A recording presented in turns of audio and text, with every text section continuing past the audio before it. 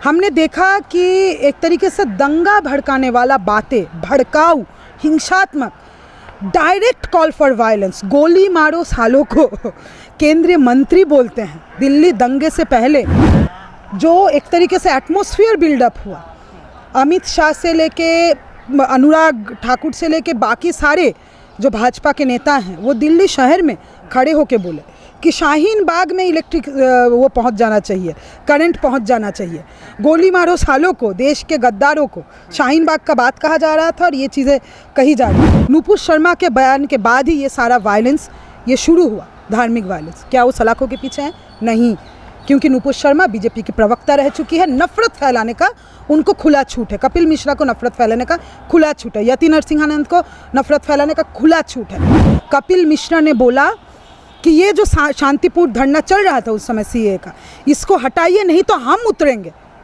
और कोई कुछ नहीं कर पाएगा। उसके बाद हमने देखा दंगा भड़का, मुसलमानों को टारगेट करके मारा गया, लेकिन कपिल मिश्रा खुला घूम रहे हैं। देश में इस वक्त अगर बात कर ली जाए तो हर तरफ बस एक ही चीज़ नज़र आ रही है, हिंदू मुसलमान, मंदिर मस्जिद।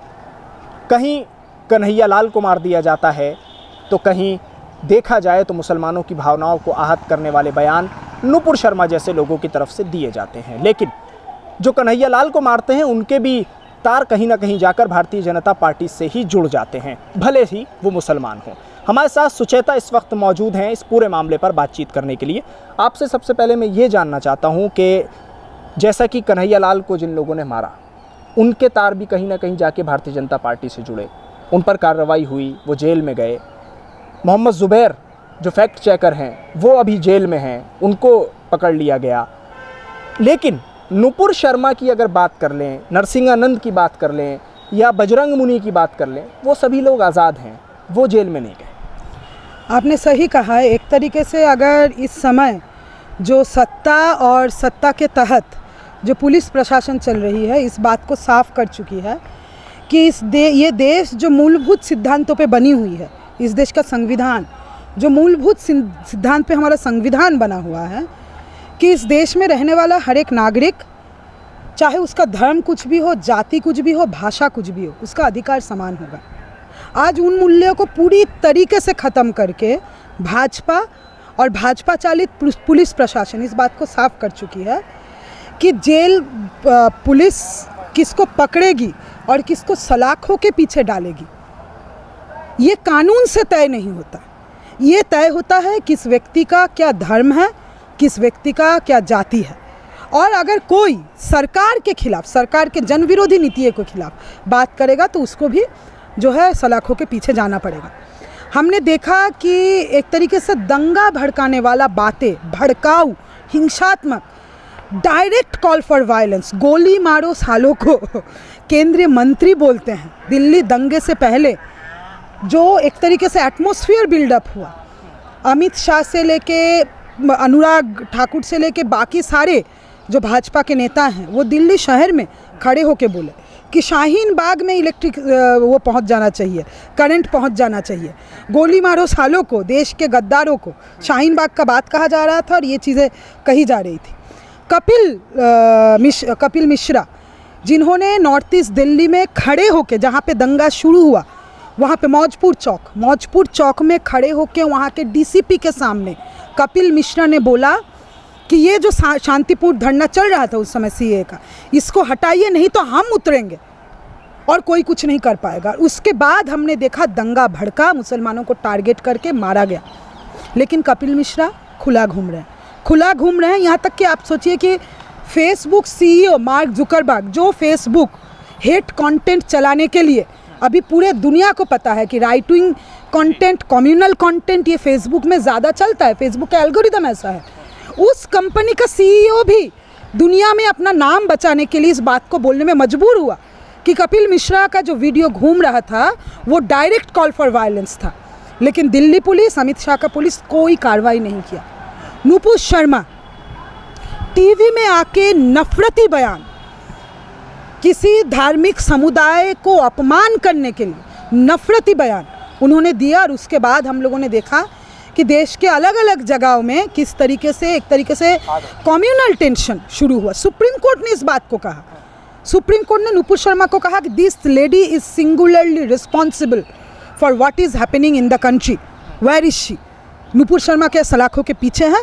नुपुर शर्मा के बयान के बाद ही ये सारा वायलेंस ये शुरू हुआ, धार्मिक वायलेंस। क्या वो सलाखों के पीछे हैं? नहीं, क्योंकि नुपुर शर्मा बीजेपी की प्रवक्ता रह चुकी है। नफरत फैलाने का उनको खुला छूट है। कपिल मिश्रा को नफरत फैलाने का खुला छूट है। यति नरसिंहानंद को नफरत फैलाने का खुला छूट है। जो हरिद्वार में जो धर्म संसद हुआ उसको नफरत संसद बोलना चाहिए। जो भीमा कोरेगांव में हमने देखा कि भगवा गमछा लपेट के आरएसएस और भाजपा से नज़दीकी रखने वाले, वो भिड़े गुरुजी हो, वो मिलिंद देगबोटे हो, जो एफआईआर में साफ साफ तरीके से आ चुका है कि भगवा गमछे वाले नीले गमछे वालों पे हमला कर रहे थे। भाजपा आरएसएस के नज़दीक लोग, हिंदुत्व राइट विंग के नज़दीकी लोग, अम्बेडकराइट दलितों पे हमला कर रहे थे। भिड़े गुरुजी खुला घूम रहे हैं, मिलिंद देगबोटे खुला घूम रहे हैं। सलाखों के पीछे कौन है? सलाखों के पीछे गौतम नवलखा है। सुधा भारद्वाज के ऊपर फॉल्स केसेस फ्रेम की गई हैं। तो ये चल रहा है। एक आखिरी सवाल आपसे मैं ये करना चाहूँगा कि द्रौपदी मुर्मू जो कि बीजेपी प्रेसिडेंट कैंडिडेट है, क्या आपको लगता है कि वो अगर प्रेसिडेंट बनती हैं तो कुछ अच्छा चल पाएगा आगे के लिए? लेकिन कुछ बातें ऐसी भी आ रही हैं कि अब देश को बोलता प्रेसिडेंट चाहिए। देखिए, ये बोलता चाहिए कि मैंने ये सब ऐसा बातें हैं ना जिनका कोई मतलब नहीं है, क्योंकि मोदी जी तो बोलते बहुत हैं, करते क्या हैं? वो बोलते ही ज़्यादा हैं, और बोलते जब है उनके मुंह से और उनके पार्टी के मुंह से नफरत निकलता है। बात द्रौपदी मुर्मू का नहीं है, बात भाजपा का है। द्रौपदी मुर्मू एक आदिवासी महिला होते हुए क्या भाजपा का जो मेजोरिटेरियन जो राजनीति है कि सारे लोगों को, आदिवासियों को भी, चाहे वो अपने आप को हिंदू माने ना माने, उनको हिंदू धर्म के बतौर ही आना होगा। चाहे कोई कुछ भी भगवान को माने, सबको एक ही भगवान मानना होगा, और वो भगवान कौन होगा ये भाजपा बता के देगा। जो फॉरेस्ट कंजर्वेशन एक्ट के नाम पे जो आदिवासियों का जल जंगल ज़मीन छीनने का काम भाजपा सरकार कर रही है, जो बड़े मात्रा में जो निजीकरण, वो कोल सेक्टर हो, वो जंगलों का हो, वो हमारे खदानों का हो, इसका जो निजीकरण भाजपा के सरकार रहते हुए कर रही है, कि द्रौपदी मुर्मू इन सब कुछ के खिलाफ है? क्या उड़ीसा में जो आदिवासियों का और क्रिश्चियनों का नरसंहार बजरंग दल और भाजपा के लोग किए थे, क्या ऐसा घटना इसका समर्थन द्रौपदी मुर्मू करती हैं? तो हमको लगता है कि नहीं करती, क्योंकि भाजपा से मंत्री रह चुकी है। तो इसीलिए बात द्रौपदी मुर्मू का नहीं है बात। और हाँ, बात ये भी है, अगर द्रौपदी मुर्मू होते हुए वो अगर इन सवालों के खिलाफ अपना आवाज़ उठाती तब कुछ उम्मीद होती, लेकिन उम्मीद इस संदर्भ में मुझे लग नहीं रहा है। ठीक, शुक्रिया बातचीत करने के लिए। हमारे साथ सुचेता इस वक्त मौजूद थी। उन्होंने साफ साफ लफ्ज़ों में कहा है कि भारतीय जनता पार्टी ही इन तमाम हालात की जिम्मेदार है, और जो लोग आज़ाद घूम रहे हैं वो सिर्फ हुकूमत की ही शय पर आज़ाद घूम रहे हैं, और जो लोग जेलों में हैं वो भी हुकूमत की शय पर ही जेलों में बंद हैं।